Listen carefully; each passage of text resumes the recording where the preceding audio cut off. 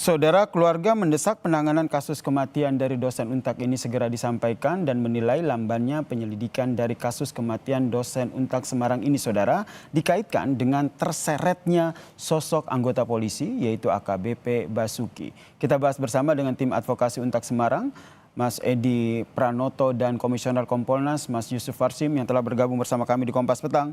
Selamat petang semuanya. Selamat petang Mas Yasir. Saya ke Mas Edi dulu nih, sebagai tim advokasi Untak Semarang juga tentu memantau kasus ini. 8 hari usai penemuan jenazah, polisi belum juga mengumumkan unsur pidana, apakah ada pidananya atau tidak. Keluarga pun bahkan mendesak kejelasan kasus ini. Seperti apa tim advokasi Untak melihat kasus ini? Terima kasih Mas Yasir. Perlu kami sampaikan bahwa tim advokasi memang dibentuk oleh lembaga untuk mengawal proses ini, membuat perkara ini menjadi terang benderang. Ada beberapa hal yang mungkin kemudian bisa kami sampaikan kenapa tim advokasi ini dibentuk, karena selain menyangkut keluarga kami juga ada potongan-potongan peristiwa yang belum ada penjelasan. Misalnya yang paling mudah untuk dipahami dan harus dipertanyakan adalah yang kami pertanyakan adalah rentang waktu dari AKBP B yang kemudian kena patsus itu dari jam 05.30 sampai dengan kemudian Inavis datang, kemudian kami justru mendapat informasi dari pihak lain, bukan dari pihak yang berwenang. Ini bagian-bagian yang kemudian kami ditugaskan untuk itu, Mas. Dan terakhir perlu kami sampaikan kepada Mas Yasir dan seluruh pemirsa, hari Senin kemarin kami sudah ke Polda, diterima oleh Kabid Humas Polda Pak Artanto, dan disitulah kami diskusi banyak terkait dengan kasus ini. Tentu ada bagian-bagian yang belum bisa kami sampaikan, sebagaimana kesepakatan kami dengan Pak Artanto, Mas Yasir. Oke. Tapi apa informasi terbaru saat diskusi dengan polisi dari Polda Jawa Tengah ini sudah bisa diinformasikan ke publik? Ya, yang jelas Polda akan profesional dalam menangani ini, termasuk terkait dengan proses-proses yang olah TKP yang kedua, apa yang ditemukan dan sebagainya disampaikan pada kami, dan kami juga memberikan masukan-masukan pada Pak Kabid Humas waktu itu, waktu ketemu, dan Pak Kabid Humas akan menyampaikan informasi-informasi yang disampaikan kami itu kepada Dirkrim Polda Jateng, karena perkara ini kan sudah ditangani Polda, dan kami tentu sebagai tim advokasi dan sekaligus kami tegaskan Mas Yasir, kami juga pemegang kuasa dari kakak korban. Pemegang kuasa dari kakak korban, sehingga kami memang punya kepentingan langsung dengan keluarga dan juga untuk kepentingan lembaga kami, Mas. Baik, saya ke Mas Yusuf Warsin. Kompolnas sendiri sebelumnya kita berbincang juga di Kompas Petang, begitu Anda mendorong untuk penyelidikan pidana. Proses pengawalan kasus ini dari Kompolnas seperti apa update-nya? Ya, Kompolnas sampai saat ini, Mas Asir, terus melakukan pemantauan. Hanya tentu yang sementara kami lakukan meminta informasi-informasi yang baru, yang berkembang. Sementara yang sudah terpantau, ini proses penyelidikan di dugaan pelanggaran kode etiknya sudah terlihat, dan Propam sendiri masih melakukan pendalaman. Hanya dalam hal ini tentu Kompolnas sebagai pengawas kinerja kepolisian di dalam pengungkapan kasus meninggalnya almarhumah dosen Untak ini, yang paling pertama kan ini antara penyelidikan dugaan pelanggaran kode etik yang kita pantau status AKBP statusnya sudah terduga pelanggar. Tentu yang menjadi perhatian kita apabila ini ada penyelidikan terkait dengan apakah ada peristiwa pidana atau tidak di dalam peristiwa meninggalnya almarhumah dosen Untak ini, kita berharap ini bisa bersinergi gitu antara proses dugaan pelanggaran kode etik dengan proses penyidikan terkait dengan dugaan tindak pidananya. Apabila nantinya penyidik sudah bisa melakukan gelar bahwa ditemukan adanya peristiwa pidana atau bukan, jadi ini selaras.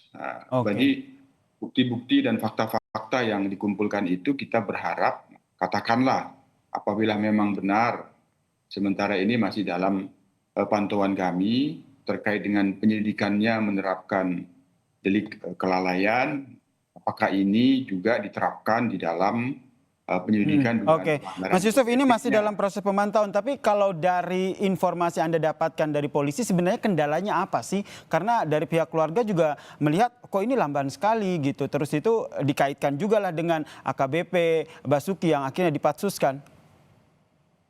Ya, sejauh ini yang penyelidik sudah lakukan sebenarnya terus melakukan pengumpulan fakta-fakta, Mhm. pendalaman, dan dalam hal ini kami sendiri mendorong bahwa penyelidikan ini memang satu sisi diperlukan efisiensi yang diharapkan oleh pihak korban, keluarga Mhm. besar korban, ada keluarga korban sendiri, ada pihak Untak, kan pengennya juga pasti secepatnya gitu. Tapi tentu jangan sampai Mhm. nanti menutup fakta-fakta yang belum tergali. Barangkali update informasi-informasi sementara apa yang sudah dikumpulkan, barangkali itu yang kita dorong untuk terus Mhm. diupdate.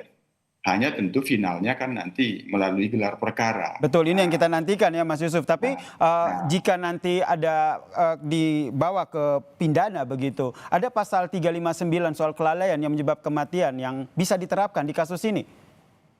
ya semuanya itu sebenarnya ketika pun itu diterapkan, kalau faktanya tidak sesuai, ya berarti kan unsurnya tidak terpenuhi. Bisa jadi ada fakta lain. Nah, fakta lain itu kan melalui keterangan saksi, melalui pemeriksaan forensik terkait dengan analisis digital forensik CCTV, terkait dengan Mhm. hasil otopsinya, itu kan harus dibuat garis koherensi yang kuat, apakah memang unsurnya kelalaian atau ada yang lain atau bukan peristiwa pidana, termasuk apakah ada ringkasan rekaman medis almarhum. Intinya kronologi peristiwanya ini kan harus benar tergambarkan fakta-faktanya. Oke. Meninggalnya itu kapan, Mhm. kapan ini Baik. dilaporkan, apakah Mhm. itu dilaporkan dibawa ke rumah sakit atau disampaikan ke pihak kepolisian yang itu kita temukan ada dugaan fakta dilaporkan ke polsek. Ini kan harus terangkai benar sehingga nanti bisa Mhm. menggambarkan sebelum Oke. Mhm. meninggal ditemukan itu Oke. dikatakan meninggal itu ada peristiwa Mhm. apa. Baik. Itu makanya kami berharap Mhm. antara penyidikan kode etik dengan penyelidikan ada dugaan tidak Mhm. pidana atau Mhm. tidak, ini bisa diselaraskan. Penerapannya jangan sampai sementara ini Baik, yang kita penerapannya jangan sampai salah sasaran begitu ya, beda, karena ya, prosesnya juga jangan masih sampai berlangsung berbeda. begini. Saya ke Ya.